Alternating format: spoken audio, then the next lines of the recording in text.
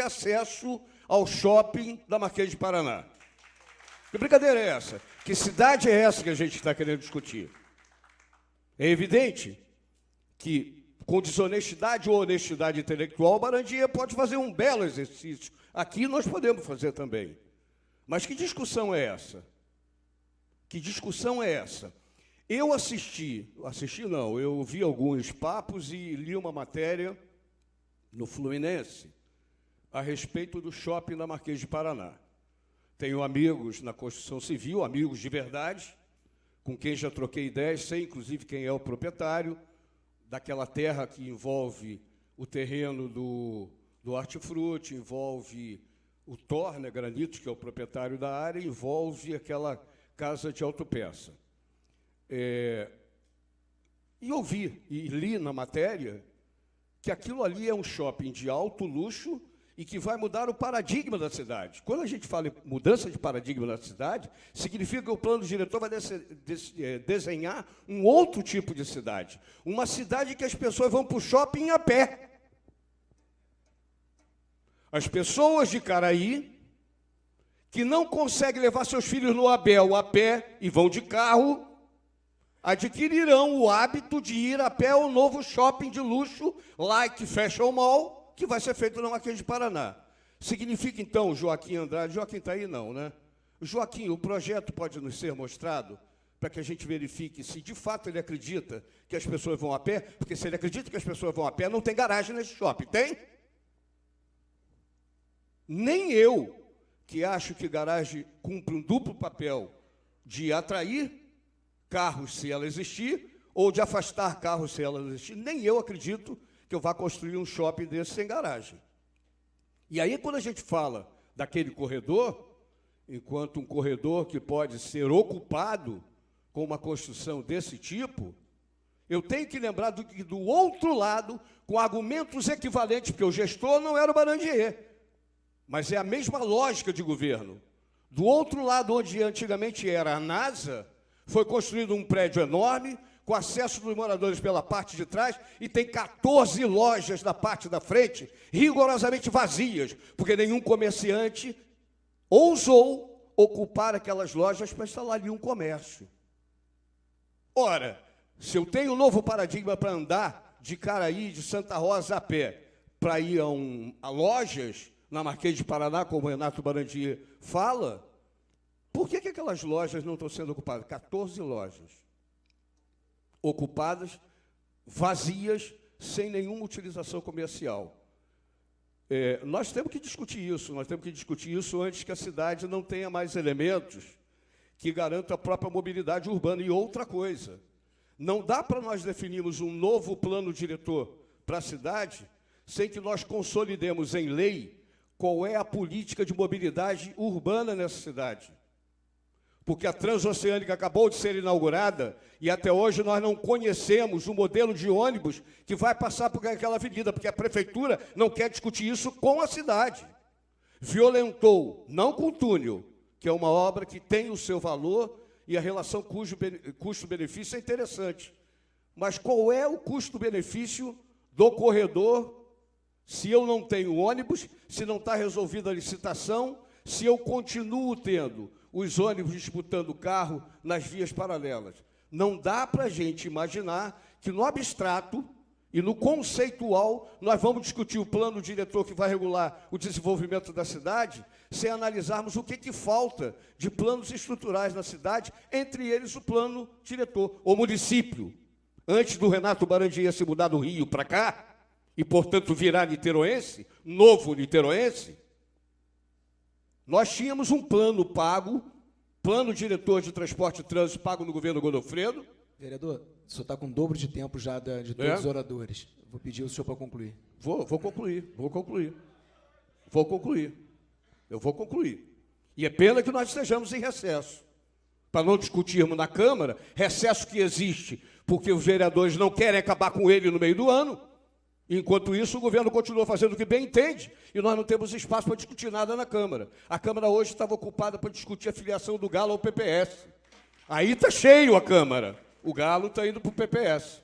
Mas nós não temos, claro, mas nós não temos espaço para discutir os assuntos. Então, fechando, nós precisamos discutir sim. Nós precisamos transformar em lei o PDDT da cidade, que foi pago pelo governo Godofredo, foi pago pelo governo Jorge e até hoje não saiu do papel. É um dos planos estruturantes da vida da cidade. Como eu vou, sem hierarquizar, o transporte coletivo sobre pneu na cidade, nortear o desenvolvimento da cidade como um todo, nas regiões que já tem plano defasado, Orla da Bahia e região oceânica, tem um novo plano pelo Tiba, mas ainda falta um plano da região leste. Então, sem a discussão e aprovação dos planos estruturantes, como é que nós vamos definir o futuro da cidade via plano diretor? E outra observação final que me estimulou a falar, eu não ia falar, Tratino. Na hora que, eu não ia falar, mas na hora que o secretário de governo chega numa audiência pública e diz, isto é um plano acabado, o que é que nós estamos fazendo aqui? Falou sim, está gravado.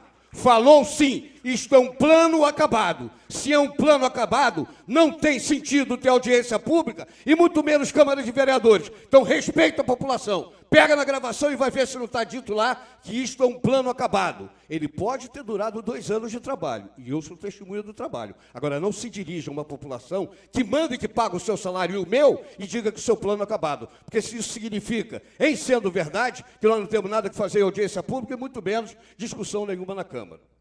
Ok, obrigado, vereador Paulo. Vou passar a palavra ao vereador Bruno, concedendo a ele o mesmo tempo do vereador Paulo. Logo depois o secretário Barandia faz as suas respostas. Bom, quero fazer aqui algumas considerações sobre o que eu ouvi. E, primeiro, eu quero louvar a audiência. Acho que a audiência foi positiva. Acho que, em que pese a presença da população não ter sido da maneira que a gente esperava, tivemos aqui quase 100 pessoas preenchendo a lista de presença, o que tem sido representativo diante das audiências que nós temos visto na Câmara. E, aliás, acho que isso era esperado na audiência para o centro, Gragoatá, bairro de Fátima, que é uma região da cidade com menor densidade populacional. Pelo menos a minha expectativa, e vou continuar divulgando para que isso aconteça, e peço que todos os senhores divulguem para que isso aconteça, é que as próximas audiências públicas que descentralizarem a discussão nas regiões mais afastadas da área central da cidade tenham ainda maior participação popular com o debate mais importante sobre os temas que impactam diretamente a vida do cidadão no bairro em que ele mora. E dizer ao vereador Paulo Eduardo que qualquer reunião para discutir a audiência pública com o conjunto de vereadores vai ser, da minha parte, tenho certeza da parte do Atratino, muito bem aceita. Agora, que o modelo de audiência, a forma com que nós estamos conduzindo, as datas, os locais e o número de audiências, não foi uma decisão vinda apenas de mim e do Atratino. Foi de uma reunião do conjunto das comissões, inclusive com a participação da bancada do PSOL, de Vossa Excelência e da vereadora Thalíria no meu gabinete. Foi fruto de uma discussão coletiva que nós chegamos a essa audiência pública, às 11 datas, e se nós, evidentemente, precisarmos mudar uma ou outra coisa no modelo de audiência, na apresentação, tenho certeza que o Barandia vai ser sensível na forma como nós estamos fazendo, nós iremos fazer. Mas não queria deixar de registrar que esse foi um importante encontro. Eu anotei individualmente, fala, às vezes estou aqui de cabeça baixa porque estou anotando, fala de todos os presentes e podem ter certeza, tanto eu como o Atratino, faremos o melhor uso possível de todas as sugestões da população aqui presente. Tanto que a última audiência pública volta para a Câmara para que o Poder Legislativo também possa dizer à população o que ouviu no consolidado de 10 audiências públicas que serão feitas bairro a bairro em todas as 5 regiões da cidade. Queria registrar uma coisa também, em especial para a Prefeitura, para o secretário Barandia, que eu acho que seria importante a presença, se não possível em todas, em algumas audiências ou uma reunião específica com a FGV. Eu acho que a FGV poderia ser importante em alguma dessas reuniões, porque foi o órgão, digamos assim, técnico que auxiliou a prefeitura na elaboração desse plano. Então, acho importante a presença de algum representante do corpo técnico da Fundação Getúlio Vargas. Queria fazer aqui também alguns comentários. Primeiro, ouvi o Davi e a Mariá moram em Piratininga. A audiência de Piratininga vai ser dia 25/9, no Colégio Itapuca, também às 18 horas. Já estão de pronto convidados, o Davi e a Mariá. Falem com seus vizinhos, com seus amigos, com seus colegas de trabalho, com as pessoas que vocês conheçam nesses bairros, para também estarem presentes na audiência de Piratininga, dia 25 de setembro. É a última audiência pública das audiências regionais. Vamos fechá-la bem, com bastante participação popular. Um ponto importante aqui levantado é a questão da Lei do Direito de Laje, 13.465. Acho que é sim importante, Atratino, a gente fazer um debate lá interno, eu particularmente ainda não li essa lei, acho que ela é bem recente, dar uma olhada boa, ver que tipo de conceito, o que ela pode mudar e como adaptá-la para o plano diretor, lembrando que o processo legislativo é um organismo vivo. A gente pode, no transcorrer dele, alterar, substituir, modificar aquilo que entender necessário para que tenhamos a melhor lei possível para a cidade de Niterói. Acho uma coisa genericamente importante no plano, e até tirei algumas coisas aqui, conversava com a Amanda, com relação a prazo. Eu acho que tem algumas diretrizes no plano que nós temos que apresentar prazo. Porque nós vemos alguns mecanismos do plano de 92, hoje nós estamos em 2017, 25 anos depois, que ainda não saíram do papel. Porque a lei ela não tinha a eficiência necessária para que elas fossem cumpridas. Então, até selecionei aqui uma que eu acho que impacta a região, no artigo 197, as ações prioritárias do sistema de áreas protegidas, áreas verdes e espaços livres são, inciso 3º, que pega parte do bairro do Morro da Boa Vista, que é aqui da região central, o bairro de Fátima, a criação do Parque Natural Municipal no Morro da Boa Vista. Quer dizer que isso tem um prazo, a prefeitura tem 1 ano para criar isso, a prefeitura tem 2 anos, que a gente consiga, e eu acho que esse é um debate interessante, a gente vai fazer internamente dentro da Câmara, escalonar no plano o que é prioritário, o que é secundário, o que pode ser feito a curto prazo, a médio prazo e a longo prazo, e colocar isso claramente no plano, o prazo que a prefeitura tem para efetivar isso. Segundo, eu queria fazer uma consideração que eu acho que é o mais importante para a gente que discute área central. Um dado que é sintomático, eu já tinha notado, acho que o Barandier reforçou na apresentação dele, nós temos cerca de 4% da população de Niterói morando apenas no centro da cidade. Isso é muito pouco. Em geral, o Atratino já me avisa que eu tenho 2 minutos, vou caminhar para concluir. Nós temos nos grandes centros urbanos o incentivo para a moradia no centro da cidade. Qualquer cidade, grande cidade que você vá do mundo, o centro é a área mais valorizada, inclusive de moradia, né? E aqui em Niterói a gente não tem isso. A gente tem a ausência da população do centro. E acho que a gente tem que buscar mecanismos de modificar isso, que é um percentual muito pequeno. Nesse sentido, Barandier, eu queria deixar uma pergunta, que foi algo que a gente discutiu muito na lei do AUC. Qual é hoje o diagnóstico da prefeitura do potencial construtivo do centro? Qual é o estoque existente no centro? Porque se dizer que no PUR da Praia da Bahia, a área central tinha um estoque de 2 milhões de metros quadrados, e que a lei do AUC reduzia para 1.250.000, estou certo nos valores? Então, o que está valendo hoje? Qual é, do ponto de vista de legislação urbana da cidade, o estoque, o potencial construtivo do centro? E, tendo em vista a lei da outorga onerosa, que a Câmara aprovou agora um adiamento dela por mais 365 dias, em a prorrogação votada, se eu não me engano, em maio.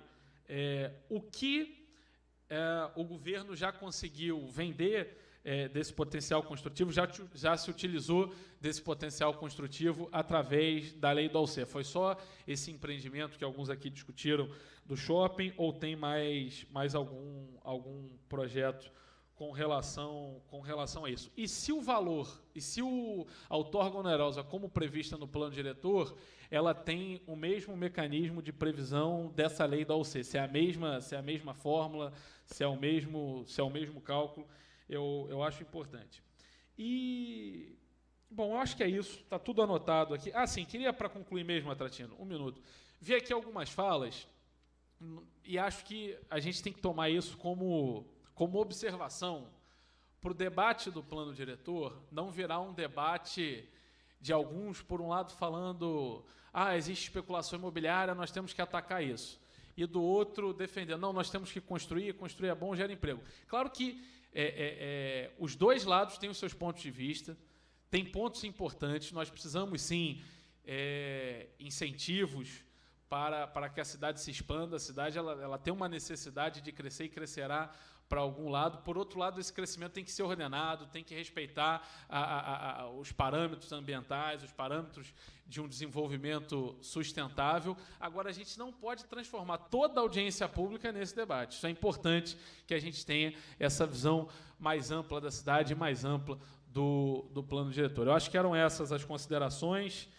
Mais uma vez, coloco nosso mandato à mais absoluta disposição, assim como está o mandato do Atratino. Sei que a audiência pública, às vezes, é um momento que a gente não consegue falar tudo o que quer, mas quem quiser que terminou a audiência, vou ficar, continuar conversando, continuar ouvindo, recebê-los em nosso gabinete, porque o objetivo das duas comissões que tocam esse processo é ouvir o máximo possível e incorporar as sugestões e críticas de todos vocês ao projeto. Obrigado. Boa noite. Bruno conseguiu extrapolar em 1 minuto e 10 segundos a fala do Paulo Eduardo, que coisa... Isso. Eu queria agradecer a presença de todos, falar que acho que aqui cumpriu-se o papel. Queria aproveitar a oportunidade para falar para Paulo que essa audiência e o calendário todo publicado foi feito a 4 mãos. Queria explicar a todos vocês que é muito constrangedor para mim ficar tolhindo a fala de alguém, ficar tolhindo o tempo. Isso é muito constrangedor, mas isso é para uma questão de ordem. A regra que foi feita junto com o vereador Paulo Eduardo. Se a regra está ruim, vão mudar. Agora, desrespeitar, não. Então, peço desculpa a vocês. Realmente é constrangedor para mim, mas não dá para eu aqui fazer o uso da palavra o quanto quero, como eu quero. Então, acho que é complicado. Não, nós combinamos a fala de todo mundo 3 minutos e de vereador 6. Você falou 8,5.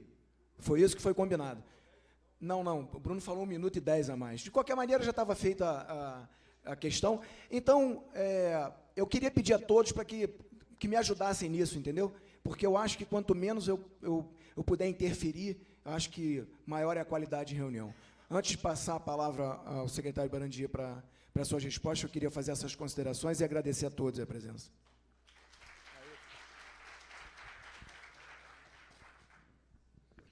Respondendo rapidamente ao que os 2 vereadores colocaram aqui, o vereador Bruno Lessa fez algumas perguntas objetivas sobre estoque do centro de Niterói. Existe uma lei, para quem não conhece, em vigor na área central de Niterói, que é a Lei 3061 de 2013, que autoriza a operação urbana consorciada da área central de Niterói. Essa lei prevê um estoque total nessa área de 3 quilômetros quadrados, uma área de 320 hectares, outorgar até o potencial de 1,5 milhão de metros quadrados de construção. Tá? Desse 1,5 milhão, houve uma solicitação de autorização legislativa ano passado para que 10% disso, ou seja, 150 mil metros quadrados, pudessem ser outorgados via a outorga onerosa, com a utilização do instrumento da outorga onerosa. Essa autorização legislativa foi encaminhada no início do ano legislativo, em fevereiro do ano passado. No entanto, a Câmara só aprovou essa lei em agosto do ano passado. Para quem não lembra, foi no meio das Olimpíadas isso. A partir dali, a lei tinha um prazo determinado até 31 de dezembro de 2016, ou seja, 4 meses, para que, a partir dali, as pessoas interessadas em edificar, construir ou legalizar no centro de Niterói corressem atrás de um profissional arquiteto, fizesse topografia, desse tempo para ele elaborar seu projeto, a partir daí da entrada na prefeitura, aqueles que precisavam fazer EIV, contratar as consultorias todas necessárias para elaborar esses estudos, dá o tempo de aprovação da prefeitura até conseguir a aprovação do projeto. 4 meses, para quem conhece, é nada, não dá tempo disso. Tinha alguns projetos que haviam já sido iniciados até mesmo antes, da lei ter sido aprovadas, alguns porque souberam que o projeto de lei estava na Câmara, outros que entraram com pedido porque a lei já previa desde 2013 aquele potencial construtivo, e esses foram os que acabaram obtendo sucesso. Foi um shopping, uma universidade, um empreendimento residencial, que é um uso desejável, mais desejável hoje para o centro de Niterói, além de algumas legalizações. Pessoas que tinham, que a lei, que tinha um acréscimo lá que nunca foi regularizado, mas que dentro dos parâmetros da nova lei eram permitidos a aprovação, aprovaram lá no varejo também a legalização desses imóveis.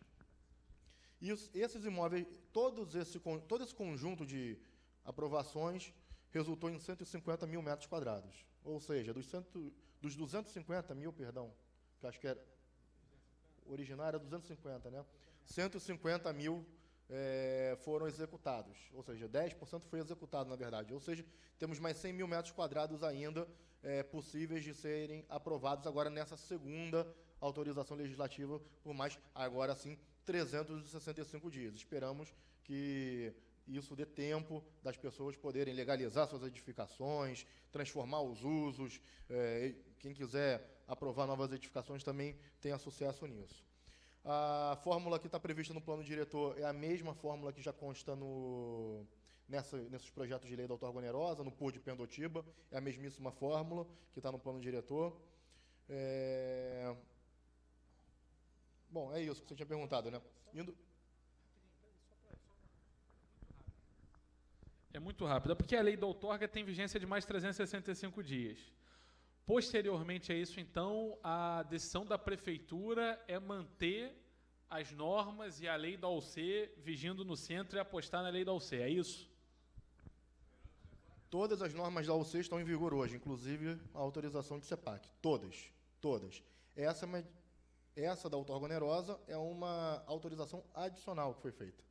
Mas todas as outras estão valendo. Nós temos que ver daqui a um ano, depois que esperemos que a situação se estabilize desse país, principalmente no lado econômico. CEPAC, para quem não entende, é um certificado que equivale a potencial construtivo para ser edificado no centro, que demanda investidores para ser comprado.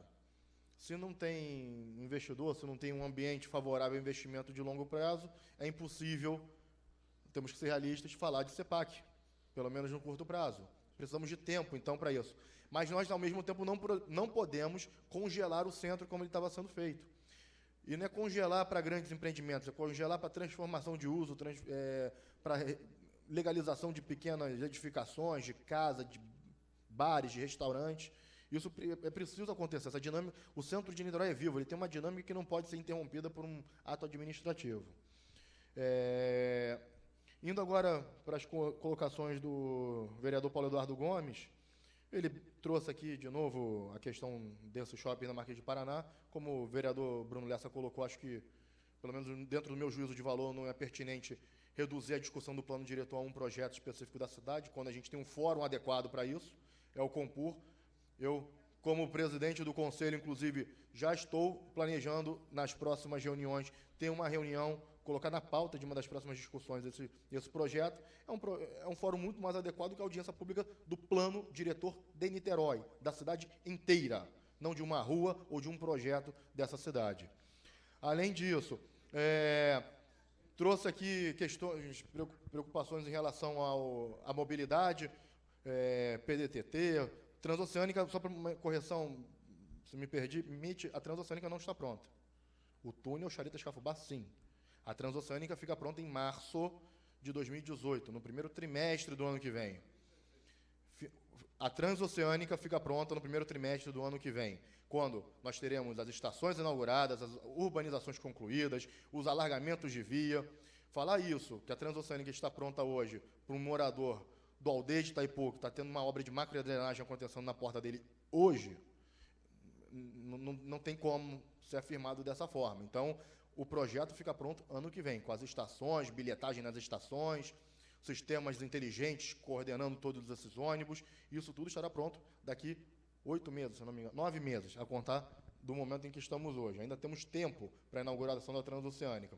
Em relação às medidas estruturantes da mobilidade, Nós estamos na reta final de contratação do plano de mobilidade, já recebemos as propostas de empresas há 2 semanas, as propostas estão sendo julgadas, o plano só depende agora da escolha da empresa e da contratação junto ao banco patrocinador do plano, um plano que eu lembro que está saindo a custo zero para o município. Esse plano, eu já falei em outras oportunidades, repito para quem nunca ouviu isso, eu repito aqui publicamente, todos os planos de Niterói serão considerados no plano de mobilidade, seja o PIT, o PDTT, Plano Lerner 1, Plano Lerner 2, todos serão considerados. Agora, não dá para pegar o PDTT de 2004 e transformá-lo em projeto de lei.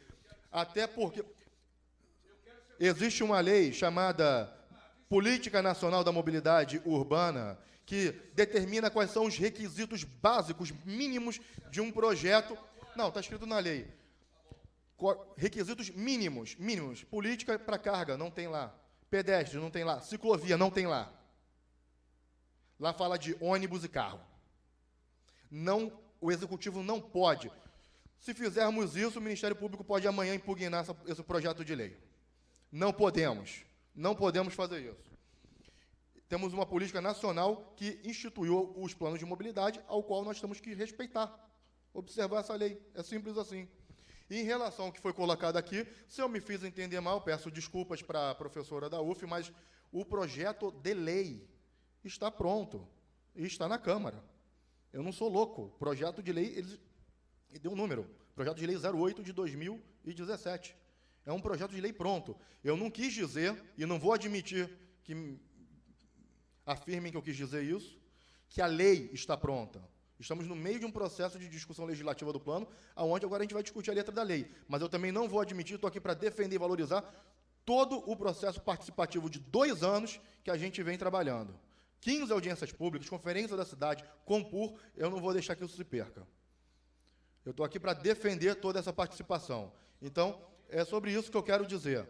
O projeto de lei está pronto, ele não começou hoje, mas a lei ainda tem muito chão até o final do ano, imagino aí, pelo menos o calendário de audiências vai até outubro. Temos bastante tempo para mexer no que for necessário nessa lei, mas que ela é um projeto de lei discutido e pronto no ponto de vista de uma discussão que aconteceu nos últimos 2 anos, isso aconteceu. Ok. Muito obrigado a todos os presentes. Obrigado. Como? A nossa próxima audiência, então, que já está publicizada em Santa Bárbara, no dia 24/7, às 18 horas, no Colégio Escola Municipal Rachid da Glória. Obrigado a todos e declaro encerrado. Isso.